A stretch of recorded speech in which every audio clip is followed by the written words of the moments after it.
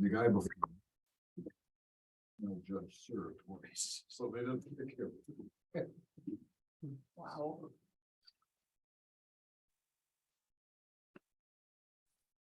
Ms. Lori? Don't know. I said 3 meetings, 3 Mondays.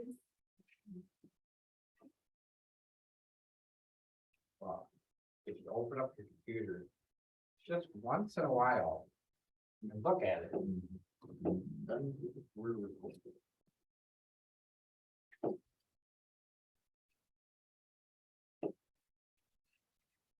6 o'clock. And we'll call this meeting to order. Blackduck City Council, we can all just rise for the pledge of allegiance. I pledge Allegiance to the flag of the United States of America and to the republic for which it stands, one nation, under God, indivisible, with liberty and justice for all.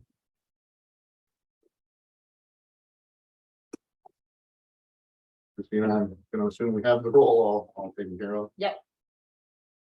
Before we begin, I would just like to thank the election judges for their dedicated day, long dedicated day. Christine, you want to name them or? Yeah, so this year we had 2 new judges actually, besides Paige and myself and Misty Frenzel, who's been a judge for the last 2 elections. We added Bobby Jo Kiewicz. She actually was a judge in Agalai Township at some point too, so she's already experienced that. And Kelly Hanks actually assisted with the general election too. Lorraine Warden has helped in the past, but she had conflicts this year, because she could not, but she will still serve in the future. Good. So it was nice having some new people. And like I said, thank you. Welcome. With that, we need to approve this evening's agenda. I will make a motion that we approve this evening's agenda that's been presented to us. Motion to have second. Second. Any discussion on this? All those in favor? Aye. Aye. Opposed? Motion is carried.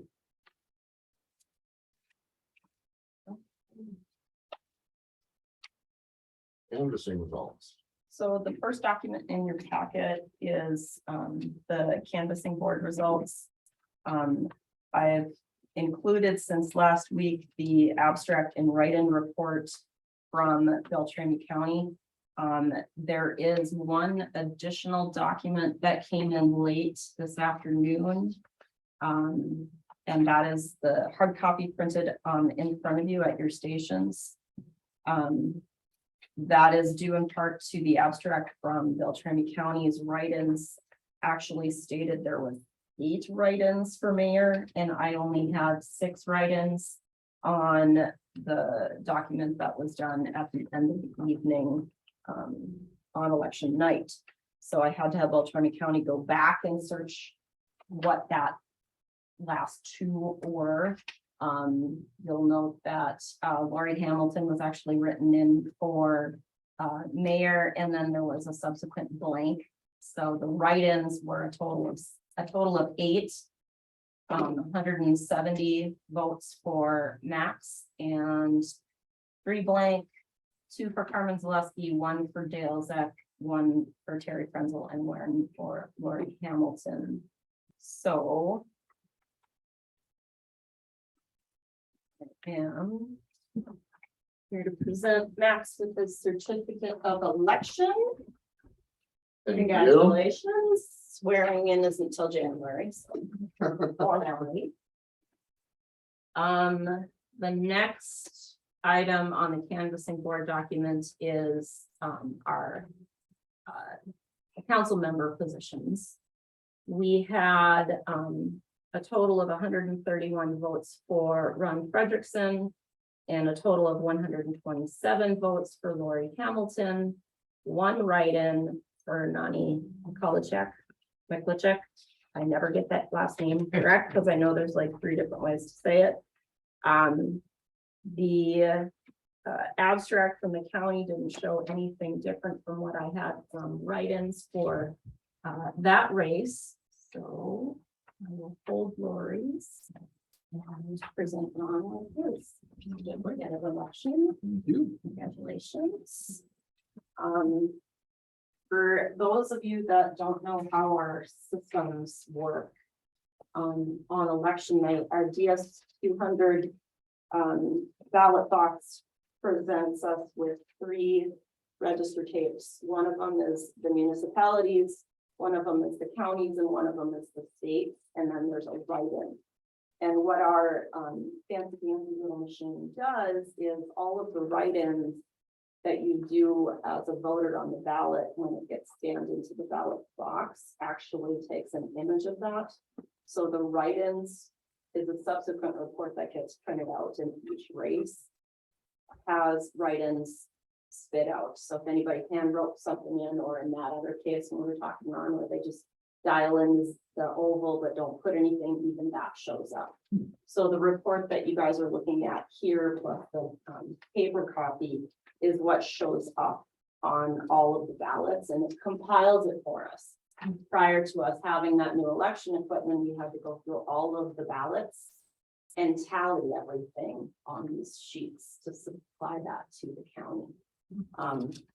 But the integrity of the election is pretty constrained. All 3 of these documents that come off the ballot box have to be authorized by all of our election judges.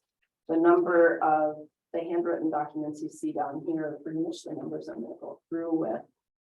How many election judges we started off with, how many people were on the roster at the beginning, how many people you had new registered to vote, how many spoiled ballots there were, and so forth, so that all the numbers go back to the county and get balanced out. What you get has to be what you give back to them, whether they're voted or not voted. And we keep one of these tapes for our records.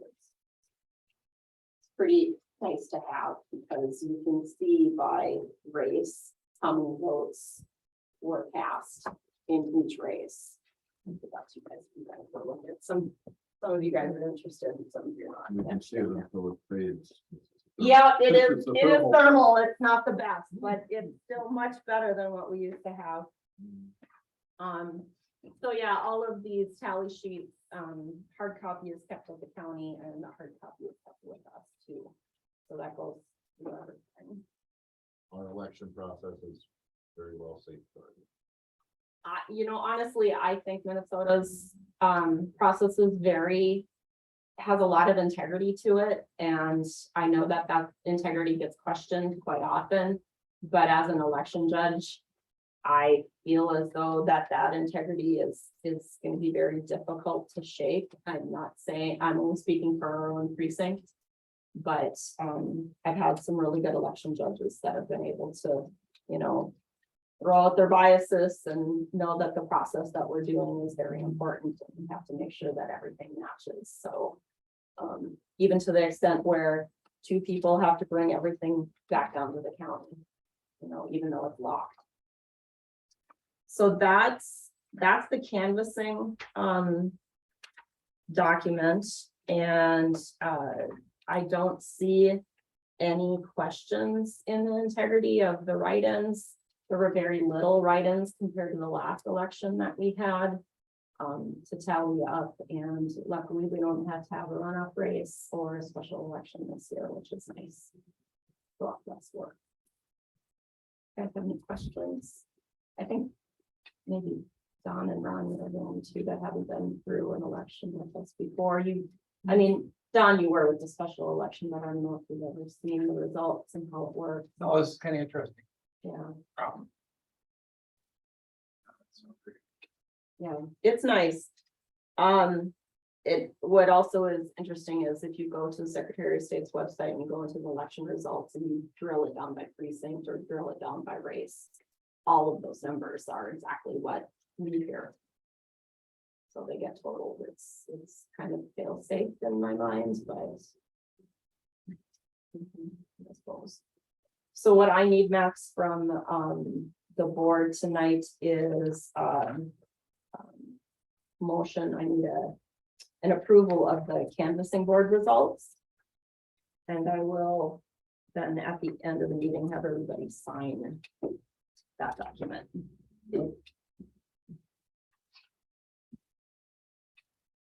A motion to approve the canvassing board results for the 2022 election. Second that. Oh, who said first? You did. I will make the motion. Thank you. And Don is seconding it. Don will second. Got it. Okay. Any questions or discussion on this motion to approve? All those in favor? Aye. Aye. Opposed? Hearing none, the motion carries. And then, the last piece of action I need the board to take is to pass the resolution approving the results. And that's resolution 2022-25. And this document just basically summarizes the canvassing report.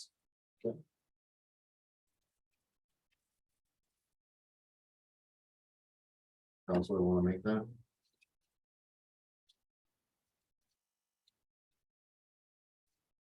I will make a motion that we approve resolution 2022-25, certifying the 2022 municipal election results. I'll second that. Any discussion on it? All those in favor? Aye. Opposed? Resolution passes. A brief announcement that is not on the agenda. Can I make it? Yes, Okay. And it's totally off topic, but if I hold it in for a week, I'm just gonna bust. Don, you make sure you pay attention now, okay? Because you're gonna like this. So yes.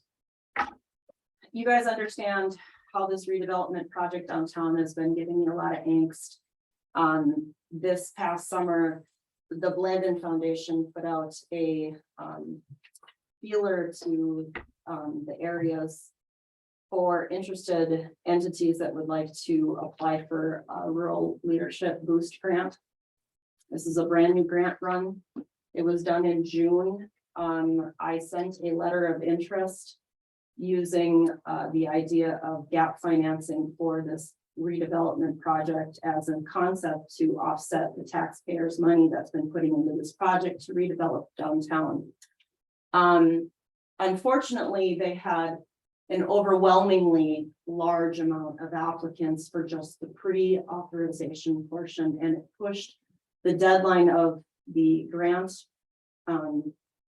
authorizations to get full approvals to mid-October. And once the city was invited to do the second part and put in a full round, I had a week to send it in.